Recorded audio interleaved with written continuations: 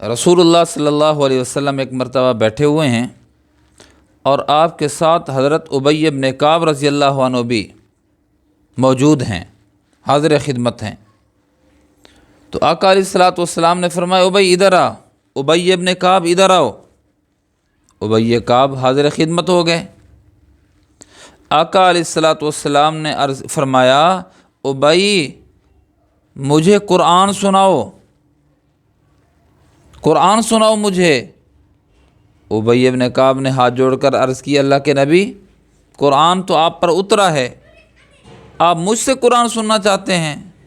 آپ نے تو ہمیں قرآن یاد کروایا، قرآن سنایا۔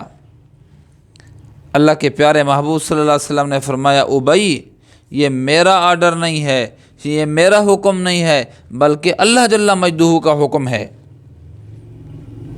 اللہ رب العزت نے مجھے فرمایا ہے۔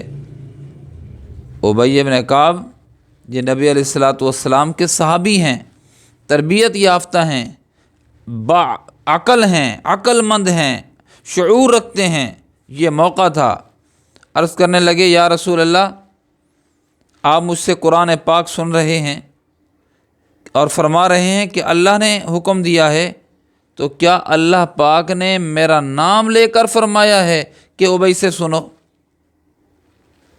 آقا علیہ الصلوۃ والسلام نے فرمایا ہاں ابی، اللہ رب العزت نے تیرا نام لے کر فرمایا ہے کہ ابی سے قرآن سنو۔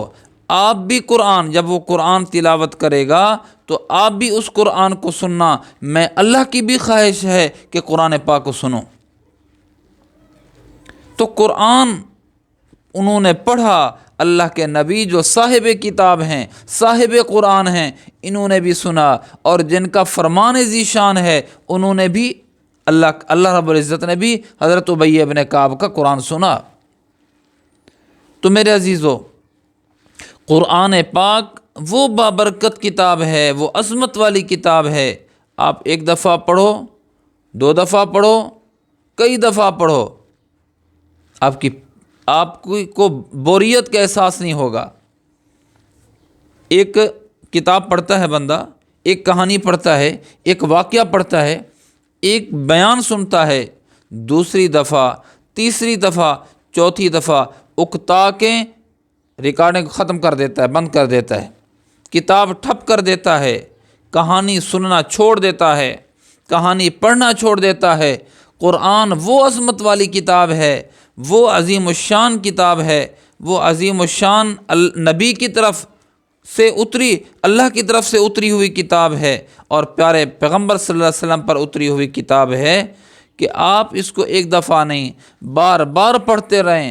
ہر بار مزہ مختلف ہوگا اور مزہ دوبالا ہوگا، اکتاہٹ کا شکار نہیں ہوگا بندہ۔